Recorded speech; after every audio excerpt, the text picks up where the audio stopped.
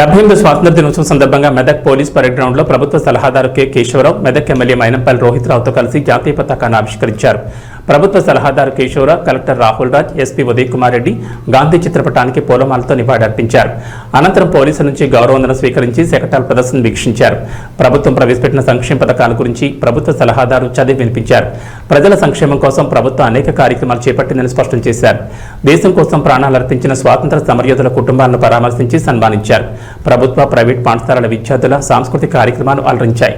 Medak MLA Mynampally Rohit రావు MLA camp కార్యాలయంలో మెదక్ ఖిల్లాపై జాతీయ జెండాను ఆవిష్కరించారు. బడుగు పెద్దలు అనేసి ఇంకా సమాజం ఉంది. అవుతాయి అందుగురించి ఈనాడు నాకు నిన్ననే జేడీ వాళ్ళు ఇక మెదక్కి రావాలని నాకు చెప్పినప్పుడు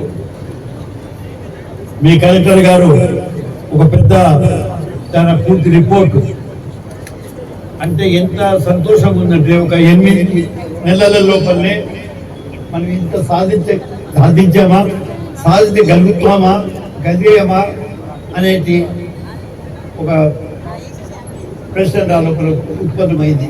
కానీ చూస్తూ ఉంటే ఇంతకన్నా ఎక్కువ సాధించగలమని ప్రజల సహకారం మనకు ఉంటే ఈ ప్రజాప్రభుత్వంలో ఏదైనా మనం చేయగలమనేది మాట మనకు తెలుస్తూ ఉంది. కాబట్టి నేను చెప్పేది మొదటి సంగతి ఏదైతే నేను స్వాతంత్రం గురించి మాట్లాడాను దాంట్లో ఒకటే చెప్తా ఉంటాను. మనమంతా ఎంతో గుడ్డు సూది ప్రొడ్యూస్ చేయని ఈ దేశంలో చంద్రలోకానికి వెళ్ళిపోయాం. ఎంతో సాధించాం, ఎంతో ప్రగతి గాయించాం, అది చేస్తానే ఉన్నాం. కానీ ఒక్క మాట పూర్తిగా చేయలేకపోతున్నామేమో, చేయలేదేమో అని అనిపిస్తూ ఉంటాం. అది సామాజిక న్యాయం.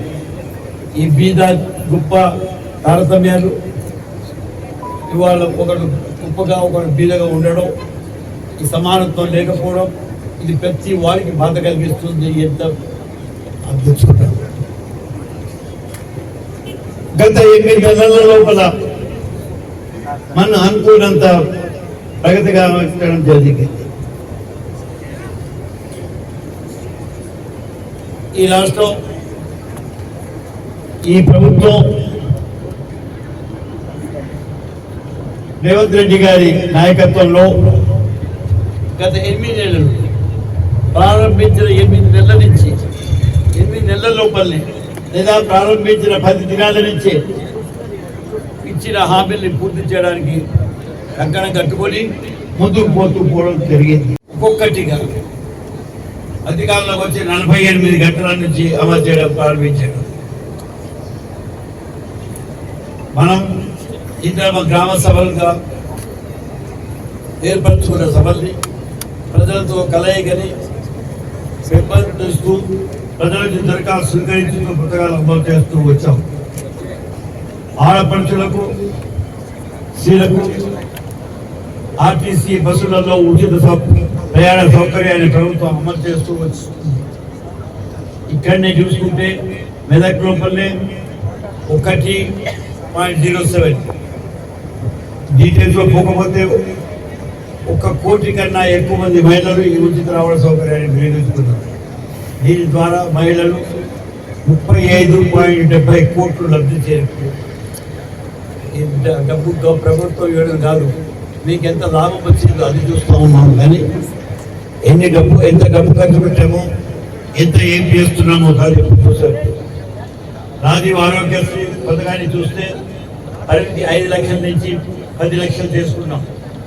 మెదక్ జిల్లాలో లోపలనే 1672 అంటే 1672 మంది పేదల మీద చికిత్స పొందగలిగారు. దానికి 20 కోట్ల దగ్గర సుమారు 20 కోట్లు ఖర్చు చేసుకోవడం జరిగింది. నేను ఇప్పుడే చెప్తున్న మంది ఇంకొకసారి చెప్తా ఉన్నాను. నేను ఏది మాట్లాడినా ఎవరు ఎంత సహాయం చేకూర్చామో అది ముఖ్యమే, కానీ ఎంత డబ్బు పెట్టామో అది ముఖ్యం కాదు. సొంత ఇల్లు ప్రతి వాడికి కళ. మాకు సొంత ఇల్లు ఉండాలనుకుంటున్నాం. గత ప్రభుత్వంలో డబుల్ బెడ్రూమ్ అన్నాం. అంతకుముందు కాంగ్రెస్ లోపల మేము ప్రభుత్వంలో ఉన్నప్పుడు 16 లక్షల ఇల్లు కట్టించిన సంగతి నాకు జ్ఞాపకం ఉంది. నేను 16 అంటున్నాను కానీ మళ్ళీ నేను లెక్కలు చూస్తూ ఉంటే 19 లక్షలు కట్టింది. 16 లక్షల ఇల్లు మనం కట్టించాం. ఇప్పుడు ఒక్క సంవత్సరంలోనే 4,50,000 గృహాలు నిర్మించాలని తలపెట్టుకున్నాం. దాంతో మన కళలు నిజం చేయాలని చూస్తున్నాం. నేను ఒక్కొక్క మాట ఎందుకు చెప్తున్నానంటే పూర్తిగా ప్రభుత్వం కంకణబద్ధమై పూర్తిగా మీకే అంకితమై ప్రజల యొక్క వెల్ఫేర్ గురించి సంక్షేమం గురించి ముందడుగు వేస్తూ ఉందని చెప్తాను. మహాలక్ష్మి పథకం గురించి మీకు తెలుసు.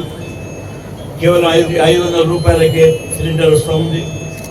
దానికి ఇప్పటి వరకు 1,21,20,000 మంది వినియోగదారులకు ఇక్కడ ఈ డిస్ట్రిక్ట్లో ఇవ్వడం జరిగింది.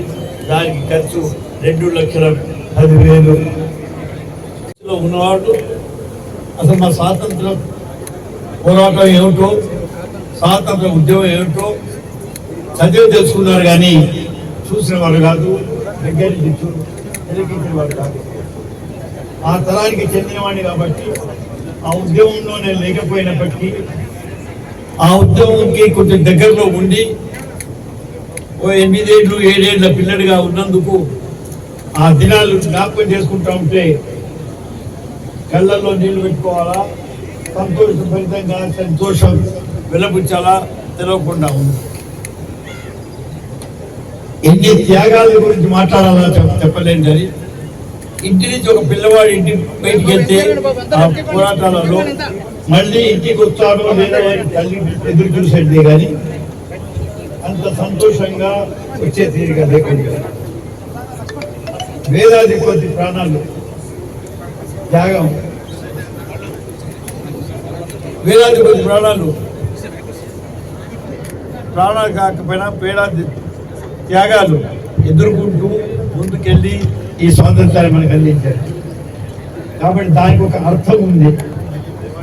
వాళ్ళు కోరుకున్న సంగతి ఒకటే, మానవాళి ఒక సమాజంలోనే ఉంటుంది కాబట్టి ఆ సమాజం సమాసంగా ఉండాలా, అందరూ శాంతియుతంగా సమానత్వంతో సమానంగా సహజీవనంతో ముందుకు పోవాలని కోరుకునే ఉంటాం మనం ఎప్పటికీ. అది పూర్తి చేసామా లేదా మనకి ఇంతవరకు తెలియదు. 2 లక్షలు కాదు, 2 లక్షల సిలిండర్స్ డబ్బు మాత్రం 6 కోట్ల సబ్సిడీ ఇవ్వడం జరిగింది. గృహజ్యోతి కార్యక్రమం కింద మనం మాట్లాడితే విద్యుత్తు 200కి మనకి ఉచితంగా దొరుకుతూ ఉంది. దాని గురించి మనం చూసుకుంటూ ఉంటే 1,21,000 మంది వినియోగదారులకు 0 బిల్లు జారీ చేయడం జరిగింది. ఆఖరిగానే ఎన్నడూ జరగని రీతి లోపల ఇచ్చిన హామీ మేరకు 2 లక్షల వరకు రైతు రుణమాఫీ చేసి రాష్ట్ర ప్రభుత్వం ఒక్కసారి అంతా కలిసి ఇన్స్టాల్మెంట్ కాకుండా పూర్తి 2 లక్షలు ఇస్తున్నారు. ఇంకా లాస్ట్ ఇన్స్టాల్మెంట్ కూడా ఇవాళ 15వ తారీఖు ఇవాళ వరకు ఇవాళ రేపు అదే పూర్తి చేసుకుంటున్నాము. మెదక్ జిల్లాలో రైతు రుణమాఫీ పథకం కింద 74,342 మంది రైతులకు 473 కోట్ల రూపాయల రుణమాఫీ జరిగింది. అమ్మ ఆదర్శ పాఠశాలల గురించి మీకు తెలుసు. కొత్తగా మనం దాన్ని ముందుకు తీసుకెళ్తా ఉన్నాం.